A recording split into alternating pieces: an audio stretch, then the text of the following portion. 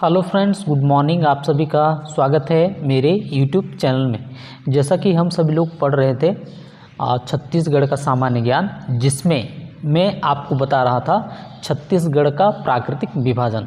कल के वीडियो में मैंने आपको समझाया था जशपुर सामरी पाट प्रदेश के जशपुर सामरी पाट के बारे में। आज के वीडियो में मैं आपको बताने वाला हूँ पूर्वी बघेलखंड का पठार। ठीक है, तो वीडियो पर बने रहिएगा। तो शुरू करते हैं।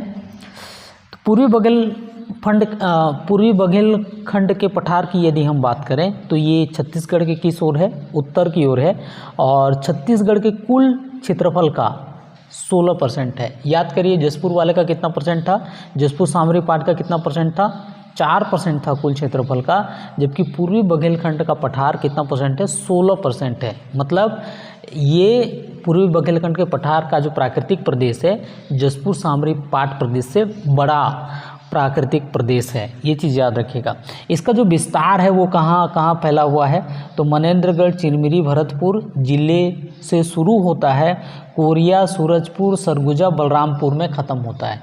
मतलब सारा का सारा जिला आ जाता है इसमें, जशपुर को छोड़कर। साथ ही साथ थोड़ा सा ये याद रखिएगा, जो सरगुजा और बलरामपुर का जो पाट एरिया है वो जशपुर सामरी पाट में आ जाता है। ये याद रखिएगा, जो पाट वाला एरिया है वो जशपुर सामरी पाट में आ जाता है। जो बचा वाला एरिया है सरगुजा और बलरामपुर का, वो पूर्वी बघेलखंड के पठार में आ जाता है। तो ये आपको याद रखना है। ठीक है, ढाल किस ओर है इसका ढाल है उत्तर की ओर। ढाल मतलब जिस ओर नदी बह रही है ना, तो समझ जाओ कि उसकी ढाल उधर ही है। तो जो भी नदियाँ निकलती हैं इस क्षेत्र की, तो वो उत्तर की ओर ही बहती हैं। तो याद रखना, इसकी जो ढाल है वो किधर है? उत्तर की ओर है। बनावट, पूर्वी बघेलखंड के पठार कौन से चट्टान से, किस प्रकार के चट्टान से बना है? तो वो गोंडवाना शैल से बना है। ये याद रखिएगा, बहुत इंपॉर्टेंट है। जशपुर सामरी वाले सामरी पाट में जो चट्टान की जो बनावट है, भूगर्भिक बनावट थी, वो कौन से चट्टान का था? वो था दक्कन ट्रेप का। नहीं बताया होगा तो अभी याद कर लेना। और इसमें इसकी बनावट कैसा है? गोंडवाना। और आपको ये चीज़ याद रखना है कि गोंडवाना चट्टान से, गोंडवाना शैल से अपने को कौन सा खनिज मिलता है? वो है कोयला, है ना। तो प्रमुख खनिज क्या हो जाएगा? कोयला। तो कौन कौन से फैक्ट आपको याद रखना है? सबसे पहले तो याद रखना है कितना प्रतिशत है इसका, है ना। ढाल किस ओर है? उत्तर की ओर। बनावट, भूगर्भिक बनावट कैसा है? गोंडवाना शैल से। प्रमुख खनिज कौन सा है? कोयला। इस क्षेत्र में कौन कौन से पहाड़ हैं, कौन कौन से बेसिन हैं? बेसिन मतलब जहाँ से नदियाँ होकर गुजरती हैं, वो वाला क्षेत्र क्या कहलाता है? बेसिन कहलाता है। ठीक है, विस्तार बता दिया हूँ मैं। अब देखते हैं प्रमुख पहाड़। प्रमुख पहाड़ में चोटियों, जो प्रमुख चोटियाँ हैं उनकी ऊंचाई आपको याद रखना है। जैसे यहाँ पर देखते हैं प्रमुख पहाड़ में चांग बाखर देवगढ़ की पहाड़ी। चांग बाखर देवगढ़ की पहाड़ी कहें तो ये मनेन्द्रगढ़, चिरमिरी, कोरिया से स्टार्ट होता है और बलरामपुर पे ख़त्म होता है ना, सूरजपुर, सरगुजा। लेकिन ये मुख्य जो है मनेन्द्रगढ़, चिरमिरी, कोरिया और ये दो ज़िले में सबसे ज़्यादा फैला हुआ है। कौन सा? चांग बाखर देवगढ़ की पहाड़ी। सबसे ऊंची चोटी है देवगढ़, और इसकी ऊंचाई कितना है? 1033 मीटर। और एक फैक्ट बता देता हूँ, यहाँ से हसदेव नदी निकलती है। तो ये चीज़ भी आपको याद रखना है। ठीक है, तो ये याद रखना है, बहुत इंपॉर्टेंट है। चांग बाखर देवगढ़ की पहाड़ी, है ना, मुख्यतः कहाँ फैला है? मनेन्द्रगढ़, चिरमिरी, भरतपुर और कोरिया में, और साथ ही साथ सूरजपुर, सरगुजा, बलरामपुर तक ये जाता है। तो ये याद रखना है। अगला चलते हैं, यहाँ पर सीता लेखनी की पहाड़ी कहाँ है? बहुत इजीली याद हो जाएगा। देखिए यहाँ पर सीता लेखनी की पहाड़ी स आ रहा है, यहाँ पर सूरजपुर में है, याद रखना है ना। कैमूर पर्वत श्रृंखला, है ना, ये बहुत इंपॉर्टेंट है, कई बार एग्जाम में पूछा गया है। ये मुख्यतः मनेन्द्रगढ़, चिरमिरी और कोरिया, है ना, जो चांग बाखर देवगढ़ की पहाड़ी है, उसी को ही कैमूर पर्वत श्रृंखला का ही एक भाग है, वहीं के आसपास। तो ये याद रखना है आपको। कैमूर पर्वत श्रृंखला जो है विंध्याचल पर्वत श्रेणी का एक हिस्सा है, इसलिए एग्ज़ाम में आता है। तो आपसे पूछ सकता है कि कैमूर पर्वत श्रृंखला कौन से पर्वत का हिस्सा है? तो याद रखना है विंध्याचल पर्वत श्रेणी का हिस्सा है। ठीक है। इसी तरीके से आगे आएंगे तो ये वाला बहुत इंपॉर्टेंट है। रामगढ़ की पहाड़ी कहाँ है? रामगढ़ की पहाड़ी है सरगुजा में, और जो रामगढ़ की पहाड़ी है वो सरगुजा पर्वत श्रेणी का एक हिस्सा है। ये भी एग्ज़ाम में आता है, कई बार पूछा गया है, इतना ही आपको याद करना है ना। तो सबसे ऊंची चोटी कौन सा है? देवगढ़। कितनी है? 1033 मीटर।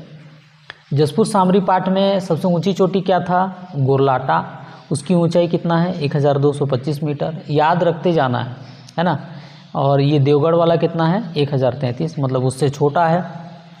ठीक है, आगे चलते हैं। प्रमुख बेसिन की यदि हम बात करें तो बेसिन की यदि बात करोगे जहाँ से नदियाँ निकल कर जाती हैं तो सरगुजा सोहागपुर बेसिन, इसका कोई रोल नहीं है, मतलब बस याद रखना कि ये मनेन्द्रगढ़, चिरमिरी, भरतपुर और कोरिया के ठीक इसके बॉर्डर में जो है ना, मतलब एमपी में ये चला जाता है सोहागपुर बेसिन, बस याद रखना बस।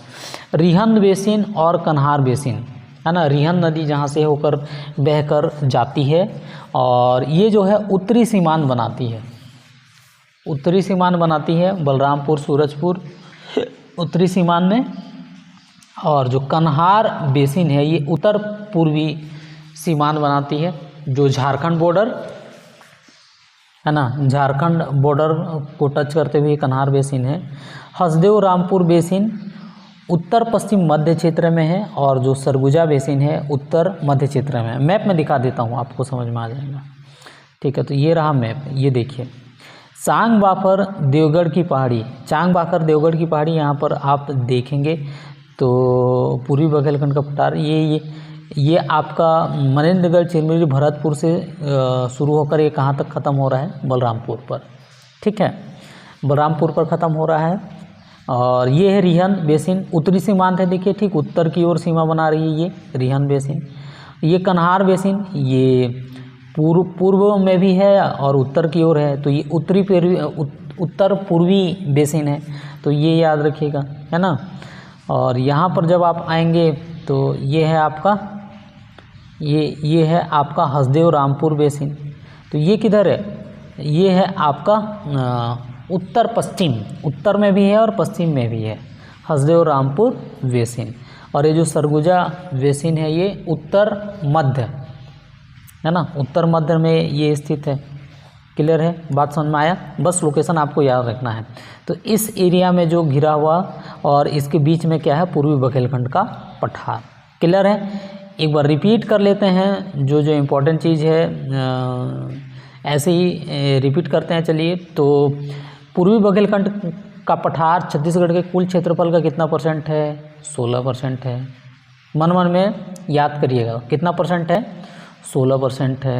ठीक है, इसकी ढाल किधर है? उत्तर की ओर है, क्योंकि ये नदियाँ, इससे निकलने वाली नदियाँ किधर जाती हैं? उत्तर की ओर। इसकी भूगर्भिक बनावट कैसा है ना? भूगर्भिक बनावट है गोंडवाना सेल से निर्मित है। गोंडवाना सेल से कौन सा खनिज मिलता है? कोयला। इतना फैक्ट तो आपको याद रखना है ना। इसका विस्तार कहाँ से कहाँ तक है? मनेन्द्रगढ़, चिरमिरी से शुरू होता है और बलरामपुर में ख़त्म होता है, लेकिन सरगुजा और बलरामपुर का पार्ट एरिया शामिल नहीं होता है, ये चीज़ याद रखना है। इसके बाद आपको याद रखना है प्रमुख पहाड़ी, है ना। पहाड़ी में याद रखना है आपको चांग बाखर देवगढ़ की पहाड़ी। तो देवगढ़ सबसे ऊंची चोटी 1033 मीटर है। देवगढ़ की पहाड़ से कौन सी नदी निकलती है? वो है आपका हसदेव नदी निकलती है, ये याद रखना है आपको। और कौन कौन सी छोटी छोटी पहाड़ियाँ हैं? तो और कौन सी छोटी पहाड़ियाँ हैं? तो सीता लेखनी की पहाड़ी, सीता सा आ रहा है, सूरजपुर में है, ये याद रखना है। फिर आपको याद रखना है कैमूर पर्वत श्रृंखला, जो चांग बाखर देवगढ़ की पहाड़ी एक्चुअल में कैमूर पर्वत श्रृंखला का ही वो एक भाग है। तो ये कैमूर पर्वत श्रृंखला किसका हिस्सा है ना, ये किसका हिस्सा है? तो ये है आपका विंध्याचल पर्वत का हिस्सा है। रामगढ़ की पहाड़ी जो कि सरगुजा में है, ये किसका हिस्सा है? ये सतपुड़ा पर्वत का हिस्सा है। ये सारा चीज़ एग्ज़ाम में आता है, तो याद रखिएगा। और बेसिन तो मैंने यहाँ पर आपको बता दिया, है ना। तो इस तरीके से आज का वीडियो यहीं तक समाप्त होता है। यदि आपने मेरे चैनल को सब्सक्राइब नहीं किया है तो सब्सक्राइब कर लेना और लाइक कर लेना, शेयर करना मत भूलना। धन्यवाद।